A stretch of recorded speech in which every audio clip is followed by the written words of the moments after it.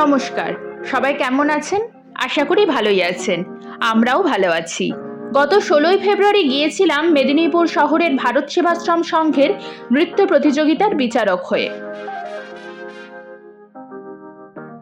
আমরা 4 জন অর্থাৎ দেবযানীদি, ত্রিপর্ণা ও অন্তরাদি ছিলাম সেদিনের বিচারকের ভূমিকায়।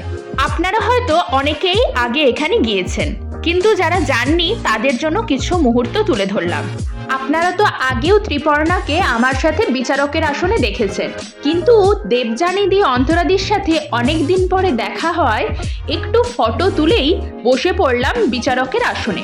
আমিও ত্রিপর্ণা ছিলাম সি ও ডি গ্রুপের বিচারকের ভূমিকায়।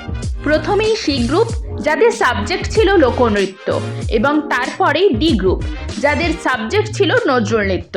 জানেন তো, সবাই কিন্তু ওখানে ভালোই নাচ করেছিল, কিন্তু যে কোনো কম্পিটিশনের নিয়ম অনুযায়ী সবাইকে পজিশন দেওয়া তো সম্ভব নয়। কিন্তু ওনাদের ওখানে নিয়ম ছিল প্রতি গ্রুপে 5 জন করে পজিশন পাবে। আমরাও সেই মতনই প্রতি গ্রুপেই 5 জন করে পজিশন দিই। তবে আজকে একটা কথা না বললেই নয়, যারা কম্পিটিশনে যাও অনেকেই তার মধ্যে পজিশন না পেলে খুব ভেঙে পড়ো, বা যারা জাজমেন্টে থাকেন তাদেরকে খুব বাজেভাবে কটূক্তি করো, বা যারা টিচার তোমাদের তাদেরকেও খুব অসম্মান করো। তাই তাদের উদ্দেশ্যে বলার, এটাই কিন্তু জীবনের সব কিছু নয়। এইবারে হয়নি মানে আর কোনোদিনও হবে না এমনটাও নয়। চেষ্টা করো, যারা পজিশন পাচ্ছে তাদের ভালোটা নেওয়ার চেষ্টা করো, আরও নতুন নতুন কিছু শেখো, নিজেকে আরও আপডেট করো, প্র্যাকটিস করো। এইবারে হয়নি, পরের বারে নিশ্চয়ই হবে। হাল ছেড়ো না। আর যারা তোমাদেরকে এতদিন ধরে গাইড করছে তাদেরকে আর যাই করো, অসম্মান করো না। তোমরা কিন্তু তাদের কাছ থেকে শিখতেই গেছো, শেখাতে নয়।